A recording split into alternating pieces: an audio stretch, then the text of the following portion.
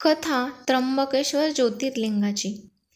त्र्यंबकेश्वर ज्योतिर्लिंगासंदर्भातील पौराणिक कथेनुसार ब्रह्मगिरी पर्वतावरील एका आश्रमात महर्षी गौतम आणि त्यांची पत्नी राहत होती. या आश्रमात असे अनेक ऋषी होते जे महर्षी गौतम यांचा नेहमी अपमान करायचे. एकदा इतर ऋषींनी महर्षी गौतम यांना आश्रमातून हाकलून देण्याची योजना आखली. या योजनेअंतर्गत महर्षी गौतम यांच्यावर गोहत्येचा आरोप लावण्यात आला. या आरोपामुळे महर्षी गौतम यांची सर्वत्र निंदा होऊ लागली, कारण हिंदू धर्मात गोहत्या हे सर्वात मोठे पाप मानले जाते.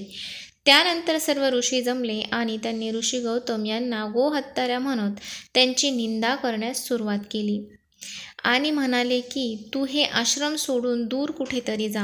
गोहत्या करणाऱ्याच्या जवळ राहिल्याने आम्हालाही पाप लागेल. त्यानंतर सर्वांनी ऋषी गौतम यांना आश्रमापासून लांब राहण्यास भाग पडले. तेथेही ऋषी गौतम यांना त्रास देण्यात आला. तसेच गोहत्येमुळे आता तुम्हाला वेद पठण करण्याचा आणि यज्ञविधी करण्याचा अधिकार नाही असे सांगण्यात आले. यावर ऋषी गौतमांनी त्या इतर ऋषींची प्रार्थना करत या पापाचे प्रायचित्त आणि मोक्षासाठी काहीतरी उपाय सुचवा असे सांगितले.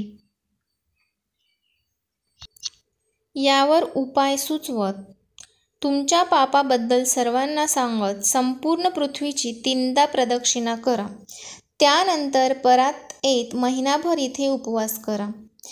यानंतर ब्रह्मगिरीची 101 वेळा परिक्रमा करा किंवा माता गंगेला पृथ्वीवर आणत तिच्या पाण्यात स्नान करा आणि 1 कोटी पार्थिव शिवलिंगांसह शंकराची पूजा करा. यानंतर पुन्हा गंगेत स्नान करून ह्या ब्रह्मगिरीची 11 वेळा प्रदक्षिणा करा. मग पार्थिव शिवलिंगाचा जलाभिषेक करा. असे केल्याने तुमचा उद्धार होईल असे सांगण्यात आले. त्यानुसार या पापापासून मुक्ती मिळवण्यासाठी महर्षी गौतम यांनी गंगा मातेला पृथ्वीवर आणण्यासाठी शिवलिंगाची स्थापना केली आणि तपश्चर्येत लीन झाले. महर्षी गौतम यांच्या कठोर तपश्चर्येने प्रसन्न होत महादेव त्या ठिकाणी प्रकट झाले आणि महादेवाने गौतम ऋषींना वरदान मागायला सांगितले. त्यानुसार गौतम ऋषी यांनी या ठिकाणी गंगा देवीचे वरदान मागितले.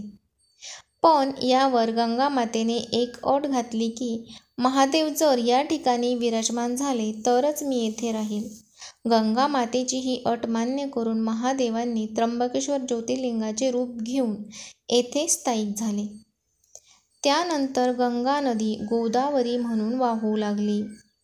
त्रिदेवांचा वास. या ठिकाणी महादेव त्र्यंबकेश्वर ज्योतिर्लिंगाच्या स्वरूपात प्रकट झाल्यापासून या मंदिरात 3 लहान शिवलिंगे आहेत, ज्यांची ब्रह्मा, विष्णू आणि महेश या त्रिमूर्तीच्या रूपात पूजा केली जाते. मान्यतेनुसार त्र्यंबकेश्वर ज्योतिर्लिंगाचे दर्शन घेतल्यास सर्व मनोकामना पूर्ण होतात आणि मागील जन्मी व या जन्मी केलेल्या पापांपासून मुक्ती मिळते. कालसर्पदोष आणि पितृदोष. त्र्यंबकेश्वर ज्योतिर्लिंगाचे पौराणिक महत्त्व खूप मोठे आहे. या ठिकाणी कालसर्पदोष आणि पितृदोषापासून मुक्ती मिळवण्यासाठी पूजा केली जाते. जन्मपत्रिकेत हे दोन्ही दोष असल्यास व्यक्तीला जीवनात खूप समस्यांचा सामना करावा लागतो. कुंडलीतील हे दोष दूर करण्यासाठी त्र्यंबकेश्वरला पूजा केल्यास लाभ होतो, कारण या ठिकाणी ब्रह्मा, विष्णू आणि महेश यांचा वास आहे. मंदिराजवळ 3 पर्वत आहे, ज्यांना ब्रह्मगिरी, नीलगिरी आणि गंगाद्वार म्हणतात. ब्रह्मगिरी पर्वताला भगवान शंकराचे रूप मानले जाते, कारण या ठिकाणी महादेवाने गुडघ्यावर बसून आपल्या जटा आपटल्या आणि गंगेचा उगम झाला अशी धार्मिक मान्यता आहे. तर नीलगिरी पर्वतावर नीलंबिका देवी आणि दत्तात्रेय गुरूंचे मंदिर आणि गंगाद्वार पर्वतावर गोदावरी देवीचे मंदिर आहे. निसर्गाच्या सानिध्यात ब्रह्मगिरी पर्वताच्या पायथ्याशी असलेल्या देशातील 12 ज्योतिर्लिंगांपैकी एक असं हे प्रसिद्ध नाशिकमधील त्र्यंबकेश्वर राजाचं मंदिर आहे. नाशिक शहरापासून जवळपास 30 किलोमीटर अंतरावर असलेल्या या मंदिराला ऐतिहासिक तसंच धार्मिक महत्त्व आहे. त्र्यंबक नगरीत असलेल्या 12 ज्योतिर्लिंगांपैकी एक असलेल्या ज्योतिर्लिंगाला श्री त्र्यंबकेश्वर ज्योतिर्लिंग असं म्हणतात. या ठिकाणी वर्षभरात लाखो भाविक देशभरातून येत असतात. त्याबरोबर श्रावण महिन्यातील 3ऱ्या सोमवारी ब्रह्मगिरीच्या प्रदक्षिणेसाठी देशभरातील भाविक गर्दी करत असतात. दर 12 वर्षांनंतर नाशिकसह त्र्यंबकेश्वरमध्ये कुंभमेळा भरत असतो. कुंभमेळावेळी या ठिकाणी देशातील नामचीन आणि मोठ्या साधू महाराजांचे आखाडे असतात. येथील कुशावर्तात स्नान करण्यासाठी भाविक गर्दी करत असतात. विशेष म्हणजे देशभरातील हे एकमेव आश्चर्यकारक ज्योतिर्लिंग आहे की या ठिकाणी शिवलिंग नाहीये. या शिवलिंगात ब्रह्मा, विष्णू, महेश ही 3ही ईश्वर विराजमान आहेत. त्यामुळेच या ज्योतिर्लिंगाची महिमा ही अपरंपार आणि त्याहून कितीतरी अधिक अद्भुत देखील आहे.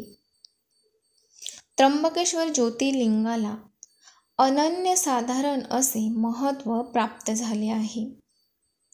ऐतिहासिकदृष्ट्या त्र्यंबकेश्वर मंदिर हेमाडपंथी स्थापत्य शैलीतील मंदिर आहे, तर धार्मिकदृष्ट्या त्र्यंबकेश्वर मंदिर हे एक शिवालय आहे.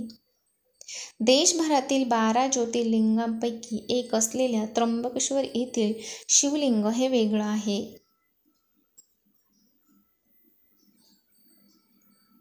त्र्यंबकेश्वर शिवलिंगाची रचना इतर 11 ज्योतिर्लिंगांपेक्षा वेगळी आहे. त्र्यंबकेश्वर येथे शिवपिंडीमध्ये अंगठ्याच्या आकाराच्या 3 कपार आहेत, ज्यात त्रिमूर्ती म्हणजेच ब्रह्मा, विष्णू, महेश विद्यमान आहेत. या शिवलिंगातून गोदावरीचा प्रवाह सातत्याने सुरू असतो. या स्वरूपाचं हे जगात एकमेव शिवलिंग असल्याचं सांगितलं जातं. त्याचबरोबर ज्योतिर्लिंगावर त्रिकाल पूजा केली जाते. ती पूजा 12 ज्योतिर्लिंगांपैकी केवळ त्र्यंबकेश्वर मंदिरातच केली जाते. ऋषी आणि गोदावरी यांच्या प्रार्थनेवरून महादेव हे त्र्यंबकेश्वर येथे विराजमान झाल्याचं सांगितलं जातं. यानंतर हे ठिकाण त्र्यंबकेश्वर म्हणून ओळखलं जाऊ लागलं आहे. या मंदिरात एका छोट्या गाभाऱ्यात पिंड आहे. गोरखनाथांनी त्र्यंबकेश्वर येथे 9 नाथांना आणि 84 सिद्धांना उपदेश केला होता असं देखील सांगितलं जातं. तुम्हाला व्हिडिओ कसा वाटला हे कमेंट्स करून नक्की सांगा. आवडला असेल तर लाईक करा, शेअर करा आणि असेच नवनवीन व्हिडिओ बघायचे असेल तर चॅनलला सबस्क्राईब करा. धन्यवाद.